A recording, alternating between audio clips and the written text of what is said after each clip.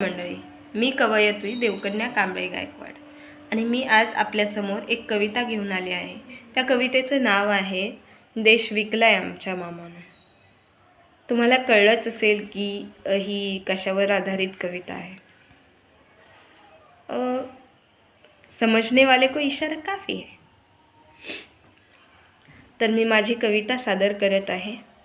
चोरी झाली राम मंदिरात, चोरी झाली राम मंदिरात, पण चोर पकडलाच नाही रामानं. चोरी झाली राम मंदिरात, पण चोर पकडलाच नाही रामानं. होते आरोपींची निर्दोष मुक्तता, प्रश्न सुटलाच नाही दामानं. होते आरोपींची निर्दोष मुक्तता, प्रश्न सुटलाच नाही दामानं. दाम घेऊन निष्ठा विकली, आहो दाम घेऊन निष्ठा विकली आणि लोकशाही कमरेत वाकली. दाम घेऊन निष्ठा विकली आणि लोकशाही कमरेत वाकली. अरे नको आम्हाला भूल थापा, अरे नको आम्हाला भूल थापा, तुम्हाला पोसलंय आमच्या घामानं. अरे नको आम्हाला भूल थापा, तुम्हाला पोसलंय आमच्या घामानं. चोरी झाली राम मंदिरात, चोर पकडलाच नाही रामानं. होते आरोपींची निर्दोष मुक्तता, प्रश्न सुटलाच नाही दामानं.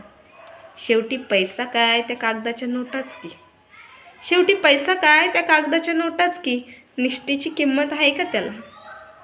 शेवटी पैसा काय कागदाच्या नोटाच की, निष्ठेची किंमत त्याला कुठे. तुम्ही तर पळवता दुसऱ्यांच्या वस्तू, तुम्हाला निर्माणच करता येते कुठे. तुम्ही तर पळवता दुसऱ्यांच्या वस्तू, तुम्हाला निर्माणच करता येते कुठे.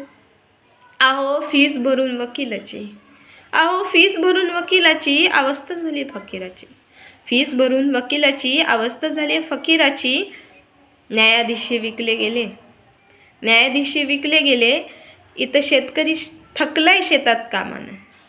न्यायाधीश विकले गेले, इथं शेतकरी थकलाय शेतात कामानं. मामा निघाला कंस राजा, आमचा मामा निघाला कंस राजा, देश विकलाय आमच्या मामानं.